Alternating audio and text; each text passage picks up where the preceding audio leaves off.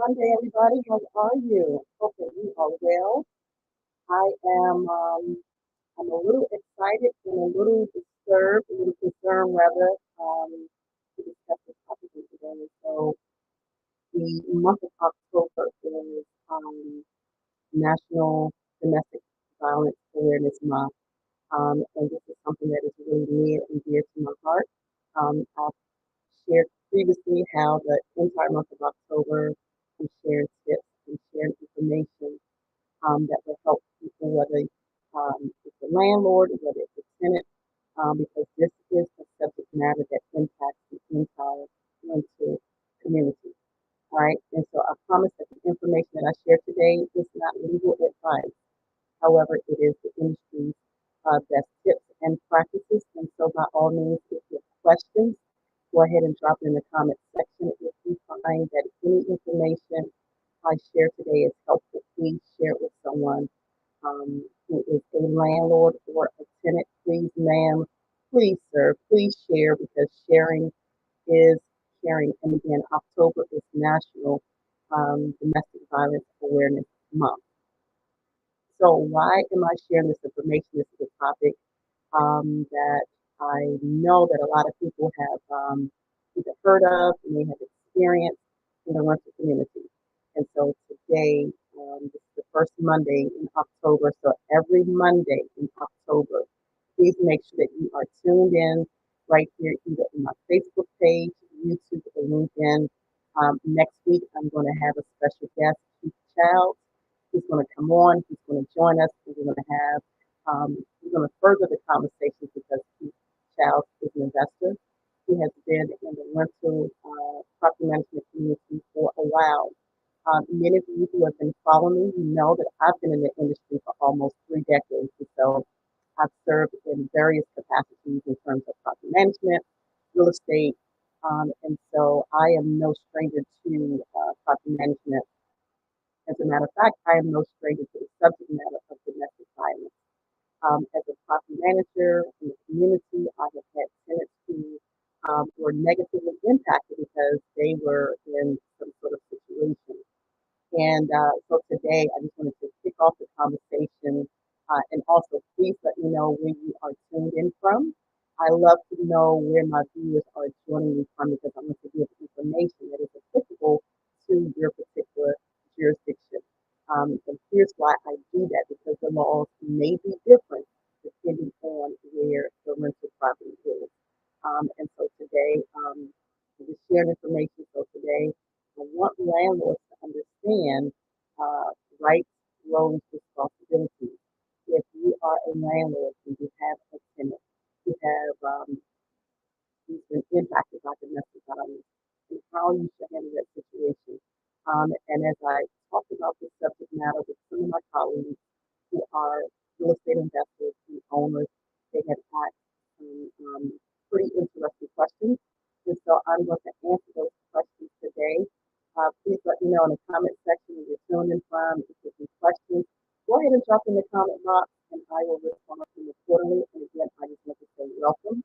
Thank you for tuning in. I know that it has been a while, but I'm excited to be back. I'm excited to share this information today. I was out. I had some sickness going on, and so I'm happy that I have been able to return. So let me just acknowledge the people who are here today. I want to say hello. Thank you so much for tuning in from LinkedIn. Hello, Kimberly. Thank you so much for tuning in from South Carolina. So, Kim, we're talking about domestic violence today. So please feel free to chime in if you have questions, if you have comments, remarks, or observations. But the entire month of October is all about domestic violence. Now, what tenants to really listen in. So, if you have someone that you know who is a tenant, please make sure that you share this information. If you have or know someone who is a landlord, a real estate investor, please make sure that you are sharing this information because it may help somebody. And just because you may not be impacted by domestic violence today, this information may be helpful in the future, whether it's for you or people who are connected to you. Right. So let me just share the common questions colleagues who are also landlords and real estate investors. Because the one thing I want to make sure that people understand is that being in property management is not always an easy thing. I know that some landlords who may be new or inexperienced or don't really have a lot of background or education in property management, it may be uncomfortable for them. It may be a situation where they don't know where to go to for answers or who to turn to. In many places, there are not a lot of resources that are made available so that landlords know is available for them. So that's why I share this information because I recognize that landlords sometimes don't have an outlet. Sometimes they may not know where to get answers from. So when it comes to domestic violence for the entire month of October, please feel free to catch me online or you can send me an email. I will respond. If you have questions that you would like me to cover while I am live and the air, I will definitely do that. And again, the information I shared today, it is not legal advice. Let me just say that. There are the industry's best practice and tips. I do encourage anyone who wants legal information, please reach out to speak to an attorney that can help you with landlord and tenant matters. Um, so again, I just want to welcome you. Thank you so much for tuning in. I know that's something that we will have to catch the replay. And I do thank you and appreciate you for taking the time to do that. So here's one of the first questions that came up, and I want to share that in the screen. Here's one of the questions that came about. As a landlord, what should landlords do if their tenants is a victim of domestic violence? Um, this is a conversation. It's a hard conversation that I wish many people would have in advance to just kind of really think through how landlords should handle these situations. So, very simple. Here's my answer here.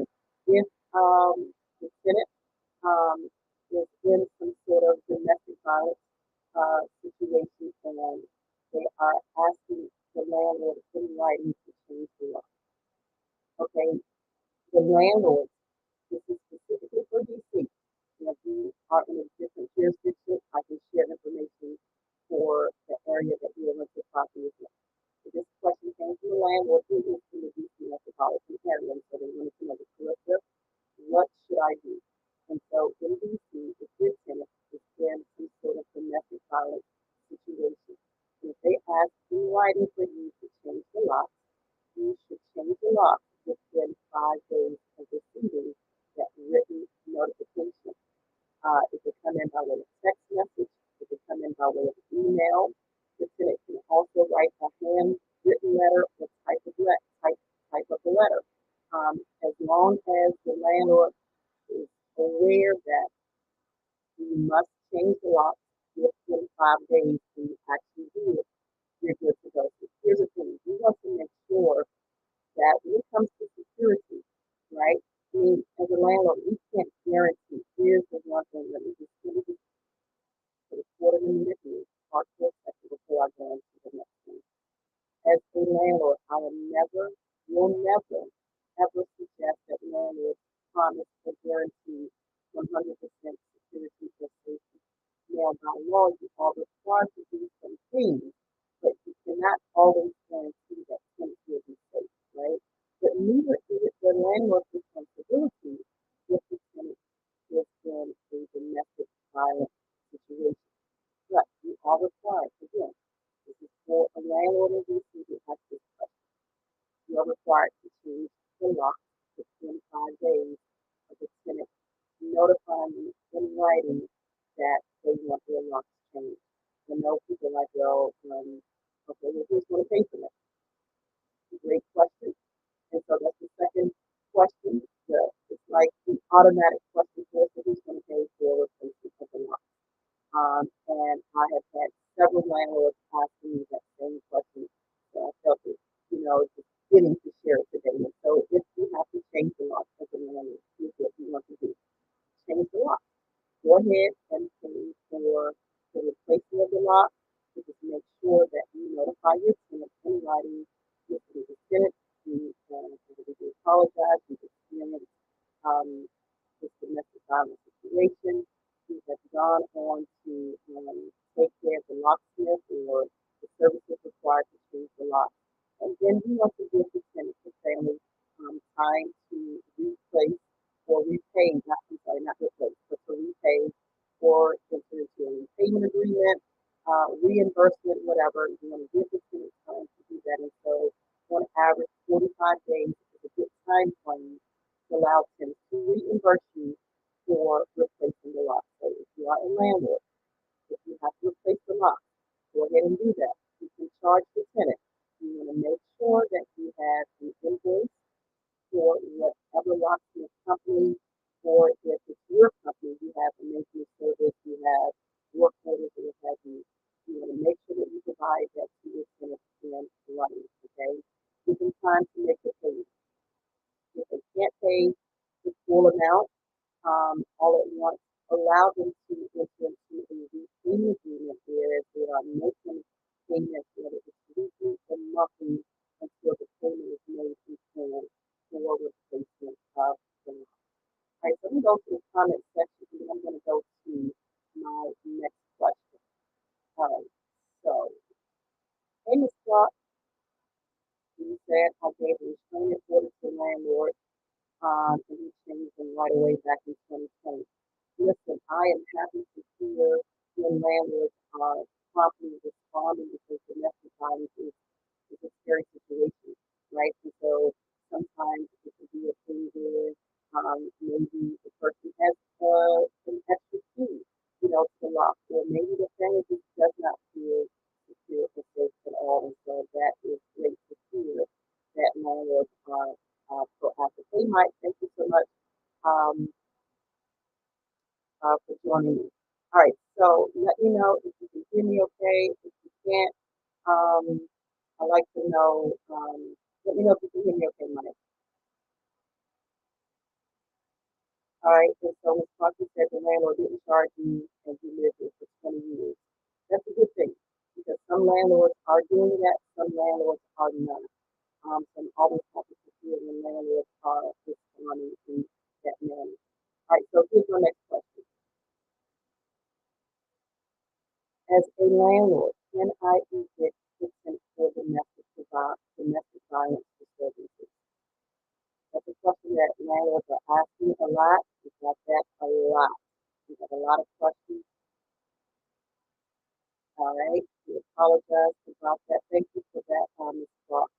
So if you are a landlord and you want to know if you can evict your tenant because there's some sort of domestic violence situation that's taking place at the property. So one of the properties that I manage, um, the tenant, for unknown reasons, the tenant had multiple situations at the property where the door was kicked in, and I think it may have been the child's father. He came into the property, he replaced the door, he kicked it in again and repaired the door. He busted out all the windows of the property, and so he had to work with the tenant to help get her to help give her some resources and get her to a safe house. Because obviously it wasn't in her best interest to stay at the rental property because the child's father kept coming back. And so we obviously can't get into the details of all the situations, but this actually happens. And so I want landlords to know and understand what you can and cannot do. All right, so let me answer that for you. Um, Thank you for that, Mike and Ms. Clark. So here's the thing. It just depends, right? So the question is, can you evict your tenant for domestic violence disturbance? It just depends. Here is my first answer to that. It has to be a violation of the rental lease agreement. Okay? So is it in writing? If it's in your lease, um, that's number one. All right. Here is my second answer to you on that one. If the tenant has a protective order, okay, um, the protective order, civil protective order, temporary protection order, that comes from the court. So had that. Um, and the offender is, well, we need to say that if they have the protection order, right? It's an issue by the judge, meaning that the person that has been violated, they filed a complaint. They feel like their life is in danger. They don't feel safe. Okay. Um, if this is a situation that has happened at your property with someone that you know, and the protection order is extended to vacate the property, meaning that it's not the tenant, but maybe it's the child's father or someone that they know. If they are ordered to leave the premises, then no, you cannot use this as a tenant. So the property is in your tenant's name. And someone came to the property, they did harm to your tenant and to the rental property that the tenant is occupying. In that case, you cannot evict the tenant because it's not the tenant's fault that they have been the victim of this situation, right? Here is my third response to your letter. Now, let's just say that the tenant has filed and hasn't received the order, right? And if the tenant, let's say the tenant gets the judge, a copy of the police report, okay? It's less than 60 days old. It's really at the court or the judge's discretion as to whether or not that tenant can be evicted. So here's the thing. Sometimes people will not want to get their significant other maybe locked up or in trouble, right? So remember, I told you about the tenant who was in a situation and we found out that it was the tenant's child's father who was responsible for the damage of the property and kept coming back. And in a situation like that, where the tenant refuses to press charges, where the tenant doesn't want the um, the offender to get into any type of trouble, and if it's again, if it's a violation of the lease, we could take the tenant to court, but it's really at the court for the judge's discretion as to whether or not he should use the tenant. And so in that situation, just as I handle it, I would just recommend and encourage landlords to communicate, have a conversation with the tenant to try to get back information about whatever happened. Finding out, number one, if they feel safe, finding out as much information as possible about who caused the damage, who created the damage, right? And then to find out if they are pressing charges. But here's the thing, landlords cannot require tenants to press charges if they are not ready or willing to cooperate with law officials to press charges against people who are creating the damage. And I know it can be a nightmare, especially in that one situation. And I have had multiple situations where tenants were in domestic violence situations where maybe the boyfriend came to the property. And sometimes it was a girlfriend, right, that came to the property and destroyed the place because of something that maybe an altercation, an argument, or maybe the boyfriend had another female at the property. Like there are so many things that happen, and you never really know what is going to trigger a person, right? And so in those situations, just as I handle it, I would just advise landlords to just ask those questions to find out. You want to be concerned about the tenant first and foremost to make sure that they're safe. Then to try to get, like I said, information on who's responsible for destroying the property because destruction of the property it costs somebody, right? And usually it's the landlord, it's the housing providers who have to pay the cost, pay the expense. I had one of the properties where the boyfriend um, came to the balcony patio door, and because the door was locked, he completely destroyed the frame. So not just the glass, not just the door, but we had to replace the entire frame. That was at least $3,000. And in that situation, the tenant did not press charges. The tenant did not even want to give us information. She didn't want to share who the person was. Fortunately, we had cameras at the property, we were able to see the vehicle that the person was driving. We were able to capture that information and report that to law enforcement. And so we just encourage tenants to cooperate. And if, again, if they feel like they're in danger, if they feel like their life is threatened, then we encourage them to get help because there are a lot of resources in the community for tenants and for people who are in some sort of domestic violence situation. And so I wanted to share those tips today. Next week, I'm going to have Chief Child who will be coming on. He's going to be sharing information. He's a landlord. He has been in the industry for a while, and he has had quite a few of tenants recently who have also experienced domestic violence. So here's what I want to know. You don't have to be afraid, you don't have to be ashamed or embarrassed to ask for help. Um, if you are a neighbor, if you see something, say something because it could potentially save someone else's life, right? I take threats seriously. I don't take threats lightly because you never know what a person will and will not do. But I would always recommend that if you see something going on, maybe a fight or altercation, call for help, ask for assistance, maybe call the police. Don't try to take measures into your own hands to resolve the situation. So as a landlord, I know that sometimes it can be a little discouraging when you have to come out of your pocket to pay for expenses.